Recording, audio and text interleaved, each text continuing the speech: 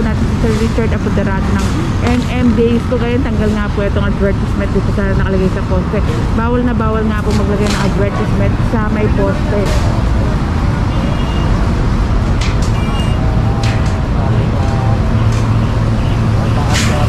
Tanggal na, malinis na nga rin po ito.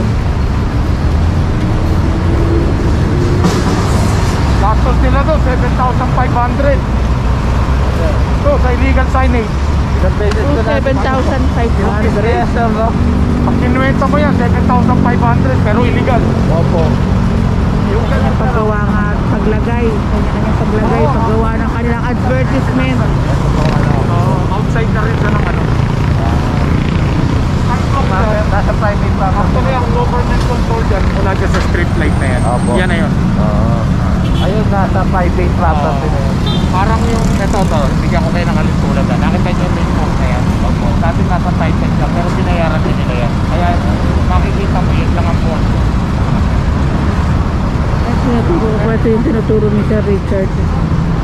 Magbabalik ang bus. Continuation tayo mga kabungis-gis. Pool de la Paz Street, Quezon City. Ay, Commonwealth tayo mga kabungis-gis.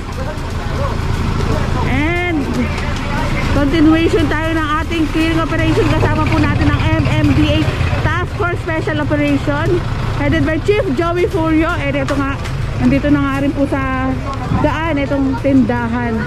And extended. Extended. Ano? Tanggalin nyo na to. Tanggalin nyo na. Balik ko sa kanila. Napatanggal na nga po ni Sir Richard itong mga lona. And may panukala nga po na bawal nga pong mangumpis ka. Hindi po pwedeng mangumpis ka. Oops. Buhay dyan lang sa may lugar nyo, ha? Tanggalin natin to. Karsada na kasi to. Ito, doon.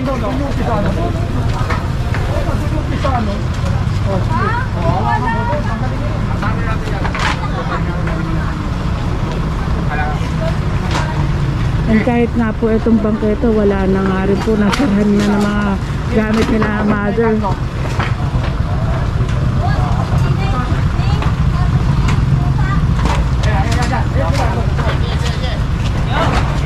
Nalagyan nito sa loob.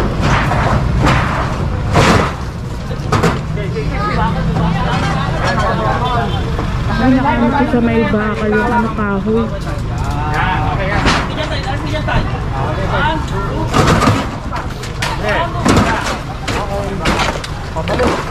Maluwalas na nga rin po. Ang dami rin pong mga halaman dito sa bangketa nila mother.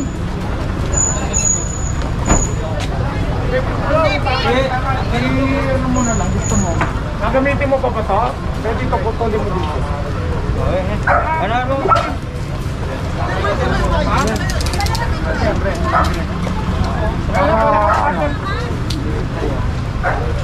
Tapos bigay mo na para mapakinabangan pa nila yung ano yun. Oh, madali. And tinanong naman ni Sir Richard kung gagamitin pa nila ito. Hindi naman sinagot ni ma'am na oo. Oh, pasok. Tulungan mo pa. Balik ka sa kanila. Ate, uso pa ni ate. Itong mga alaman, wala na kayo paglalagyan. Baka gusto nyo, patatanim ko sa EDSA to. Hindi, seryoso ko. Kung wala na kasi kayong paglalagyan. Ha? Isa nasa karsada. And kung ano nga po, kung papayag din sila nanay, ito po mga halaman na to, nilalagay po yan sa mga center island, sa mga park, na pagpapagandang lugar. Nakakatulong rin po yan sa pagpapaganda ng lugar nga po. Kung hindi kailangan, pero kung kailangan nila nanay, hindi naman po ibibigay. Pasok na nga po sa looban ng bahay nila dahil nga po bangketa na po ito. Ang daming mga halaman nga rin po dito. Ayun, puro halamanan nga nila mother. Itong side na ito.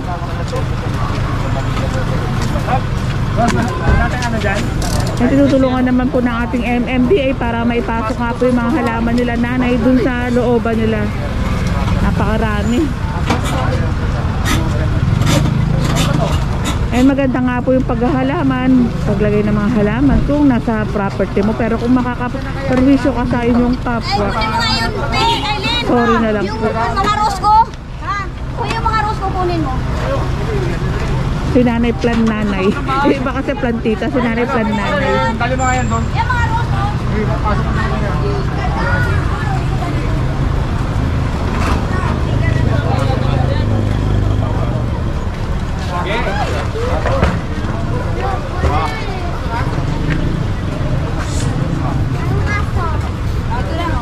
And dahil nga may panukalang bawal magkumpista, and si Sir Richard, ang ating MMDA, may iba't ibang way kung paano gagawin ng malinis talaga ang sidewalk. Dahil ang ating stop sidewalk clearing operation, nililinis nga po talaga yung sidewalk. Kailangan madadaanan. Ito nga po yung kalat mo or kaya gamit mo balik sa bahay mo. Kailangan talaga malinis ang sidewalk. Dahil etong kahabaan na nga po na to, puro mga halaman nila nanay etong kahabaan na to. And ito, makakadisgrasya nga rin po ito na pinaglagyan nila ng lore. Etong kahoy po dito.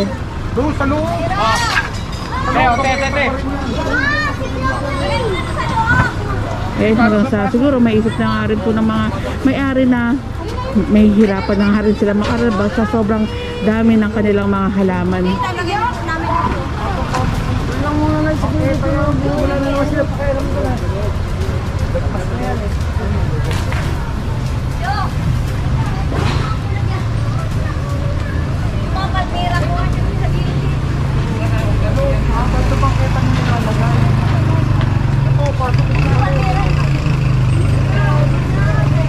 Ayan, pasok nga po yan lahat sa looban. And yung iba, kung may paglalagyan si nanay, lagay niya dun sa iba. Hanggang sa ano nga lang, tulad ng sinabi ko, hanggang sa maisip nila, wala na silang malalakaran at madadaanan. Abot lang dyan, niyo inay. Sige, papot kayo inay. Sige. Abot. Mabilis, abot. Abot. Sa ito sa bayan. Sige. Bubuksan natin. Hindi, kanila na daw yun. Ano to, hindi nyo na kailangan? Sige, karga po. Hindi na kailangan nila, ma'am. Sampa na nga po sa truck. May ano naman ni ma'am. Umuon naman si ma'am. Ang dami ba iba bang mga ano ng nanay mo? Halaman. Ayan, pasok din yan. Pasok sa loob. Hindi yun makakapasok. Ha? Hindi makakapasok. Paano gagawin natin? Saan lalagay? Doon na lang po sa likod. Oh, sa likod daw, sa likod. Doon.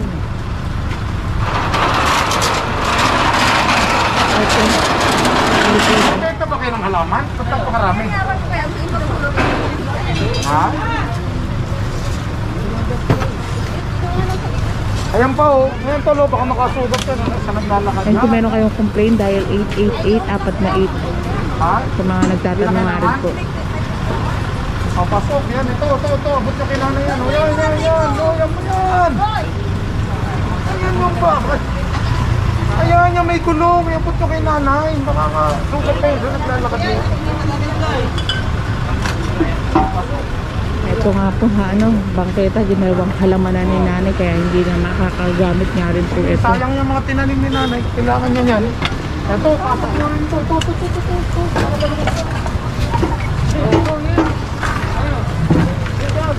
Wala natin alam sila. Oo, ang laki na ito. Pasok na rin sa loob. Kaya yung iba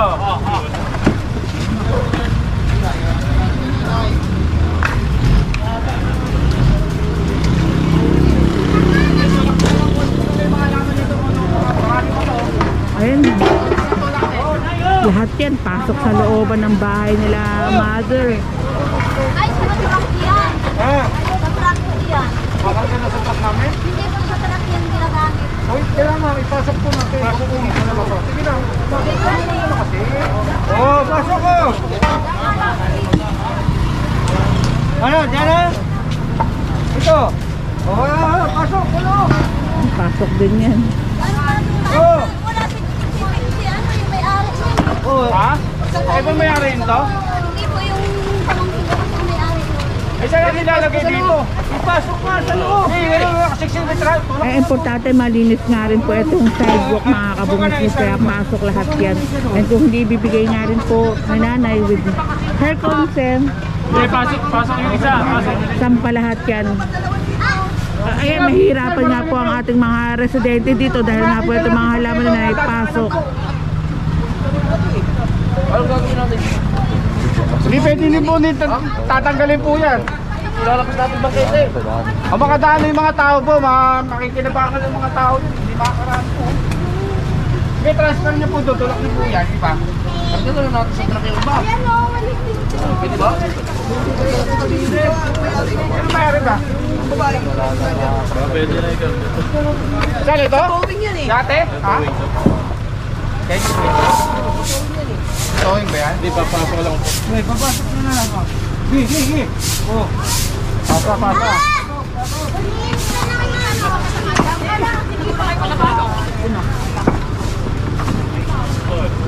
Ayan, kagulo na nga rin po yung may-ari ng bahay dahil nga po obstruction nila, pinasok. Oh. Ay, dito natin ba nito?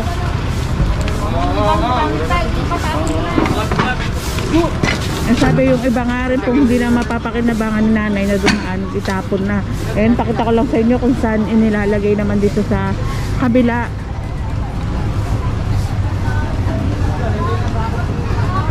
Dito sa may eskinita. Nanganak yung halaman mo. Nanganak.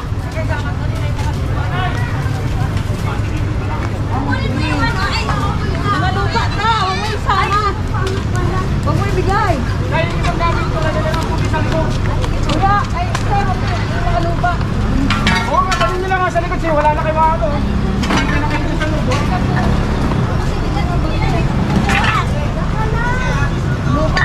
Wala ba kayo ibang kasamang lalaki? O, dali nyo lang sa likod.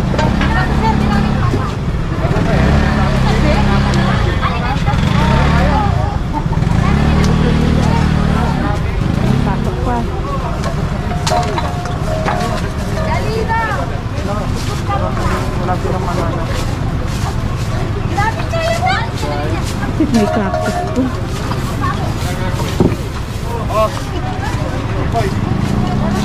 Pasok sa loob. Ito pinaglagyan ng halaman ni nanay, pasok din po ito sa looban.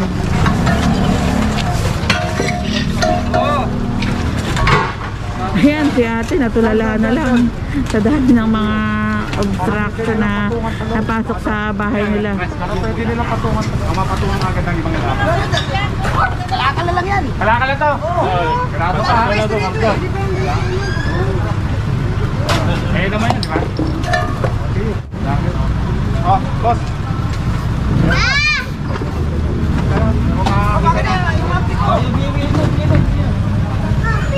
Ano?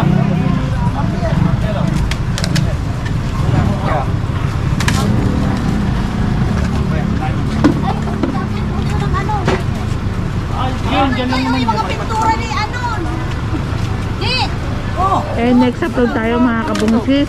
Like, comment, share, and subscribe. Ingat po kayo. I don't wanna fall in love. I just wanna have some fun, yeah. I don't wanna fall in love. I just wanna have some fun. I don't wanna fall in love, fall in love, fall in love, fall in love, fall in love, fall in love, fall in love. I don't wanna fall in love. I don't wanna fall in love.